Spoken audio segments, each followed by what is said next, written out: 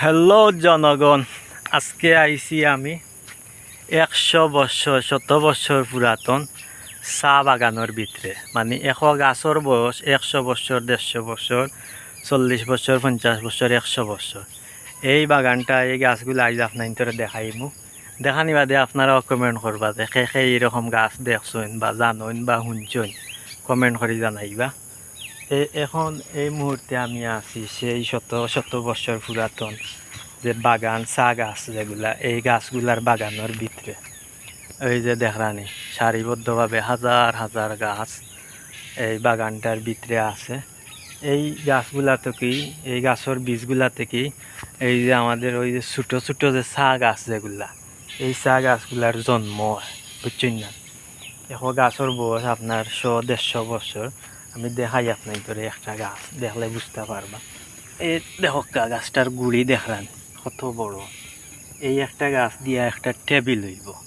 ফোনের মাঝে মানে মোবাইলের মাঝে গাছের সাইজ বা আন্দাজ বোঝা যায় না, কিন্তু এই গাছটা দিয়া একটা আমরা খানির যে টেবিল, এই খানির টেবিল হইব। এটা আমি 100% নিশ্চিত। খুবই শক্ত টনটনা গাছগুলা দেখলাম। আপনারা কমেন্ট করে জানাইবা যে এইরকম বাগান আগে কখন কোনোদিন দেখছেন নি বা শুনছেন নি। আর সিলেটি হইলে অবশ্যই আপনারা দেখার কথা, তবে সবে না, বেশিরভাগ দেখার কথা।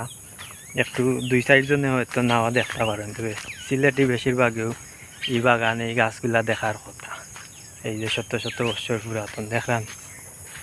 উফ, আমার ফেসবুক থেকে যারা দেখবা তারা কমেন্ট করবা, লাইক করবা, শেয়ার করবা আর ফলো করবা। আর ইউটিউব থেকে যারা দেখবা তারা লাইক, কমেন্ট, সাবস্ক্রাইব করবা ইনশাআল্লাহ, আশা করলাম।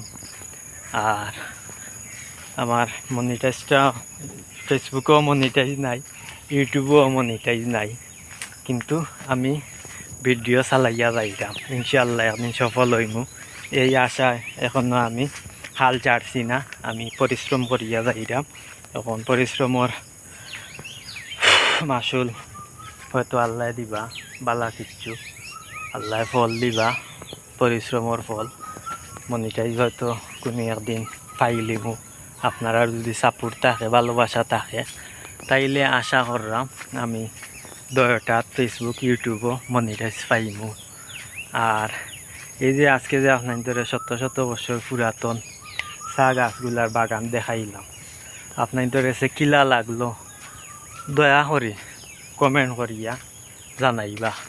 সব ভালো থাকুকা, সুস্থ থাকুকা। আর এই বাগান কোন জায়গার যদি কেউ জানতে চায় তাইলে কমেন্ট করবা, আমি কমেন্টে লোকেশন দিয়া দিমু। আপনারাও আইয়া ব্লগ বানাইবা, ভিডিও করবা, ছবি ছবি তুলবা, মানুষের সামনে বিশ্বের মাঝে তুলিয়া ধরবা, সিলেটের সুন্দরতা তুলিয়া ধরবা। সব ভালো থাকুকা। আসসালামু আলাইকুম।